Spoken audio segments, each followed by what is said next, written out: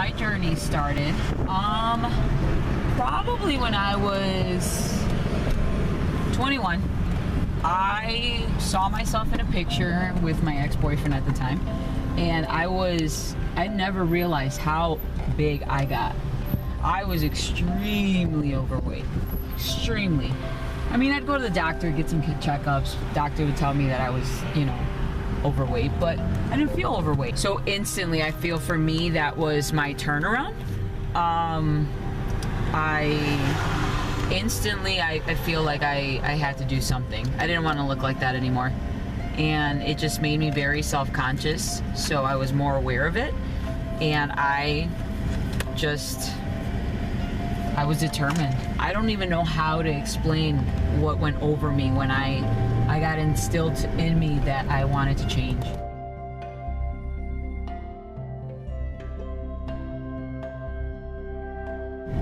I come from a Hispanic family, so food is very at the center of our culture. So tortillas, beans, rice, you name it, we eat it. Oops, I swore. So it was very difficult for me to change my nutrition, and I was just so determined, so I did it. I started going to the gym. I would run every day. I would run to the gym and do more cardio, and I would come home and I would eat, and I started cooking for myself. That's right around the time, around 21, 22, I started really cooking for myself because I couldn't eat beans and tortillas and the shit I wanted to eat anymore. But again, I was determined. So I lost like 40, 50 pounds in the span of like a year and a half, almost 2 years. And I became really skinny. So I would go to my family's house, and they would tell me that I was very chunky. I was fat. And then when I lost all my weight, it became a stereotype where you're skinny, you're too skinny now, you need to eat. So it was never good enough. It was just my whole life, it's just never been good enough. Either I'm too fat or I'm too skinny. And I lost all the weight, and I realized that I was feeling a little skinny. I looked sick almost. And I have a history of diabetes in my family, both sides, my mom and my dad's side. They both have a history of diabetes. So for me, I think it's been just not only feeling and looking good, but also just preparing for that the older I got. So that was why I was really extremely determined to lose all the weight. I remember coming here after work, and I remember being in traffic, and I remember having a long day at work, and I remember just coming through those doors, and everything outside kind of just shut off for me. So I want to create that experience, because before I was here, nobody was here doing that for me. The workouts would do that for me. So I feel like that's a very important part of I hate saying job, my duties. There they are. Hello. Jeannie! I'm nervous. What are you nervous about? It's been a long time. I'm scared. When I found CrossFit, I was bartending, so my lifestyle probably wasn't the best at the time. Staying up late, drinking. I was young, I was going out and partying, I was all about the party life. And I was still maintaining the weight that I had lost, the 40, 50 pounds that I had lost. And one of my friends was bartending with me. She found CrossFit through another friend, and she's like, I think you'd really like this. I was doing Zumba at the time, loved to dance, so I loved the Zumba. And I just liked sweating. Really good sweat fest, and the dancing, and just awesome. So she brought me here. I thought I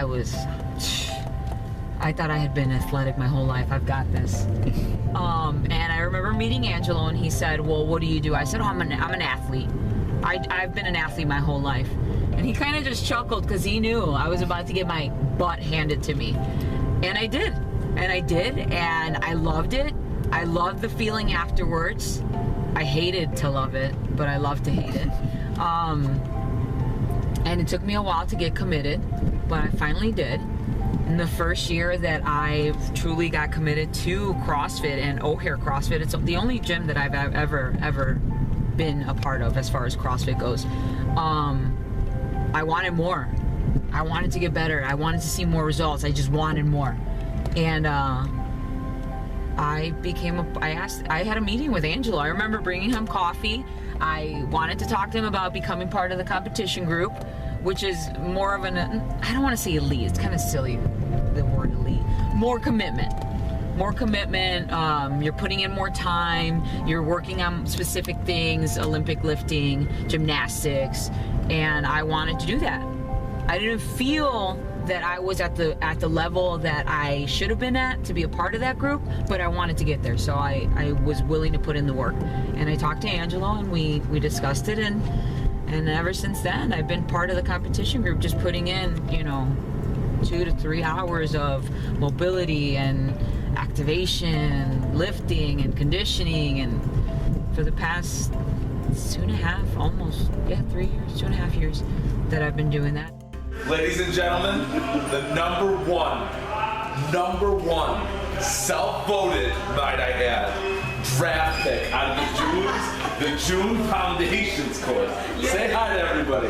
Number one. You should see her. You should see her in action, and that's what I want you guys to know. Number one pick coming in hot. Say hi. Hi. I love it here. It's hard. It's hard to leave something that you love so much. It's been the biggest, I think, adjustment for me. I've never loved something so much. This is like my family. I see these people more than I see my own family. And as much as I love my family, these people are my family.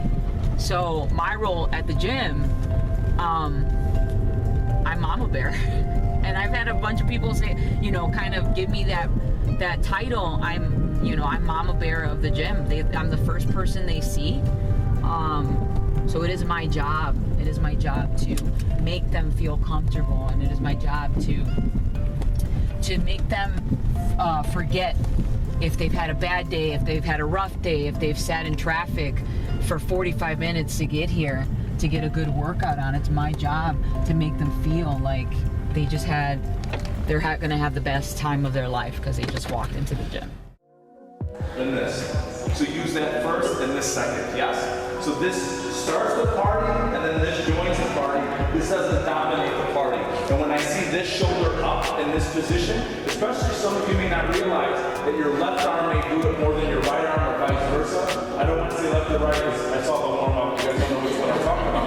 But you guys get what I'm saying? So pay attention to both of them coming down and activating, because when you're in a workout sense and you're going fast, this is happening, but you're not paying attention to it because we're in survival mode. Rick Ross is on. We just want to get this shit done and go on with our day. But now when we're doing stuff like this is when you can pay attention to it. Yes?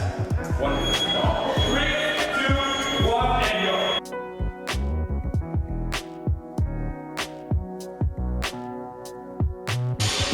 Am I on Girls Gone Wild? Yeah, you are. Wildly out of balance. All right, girl, last 200.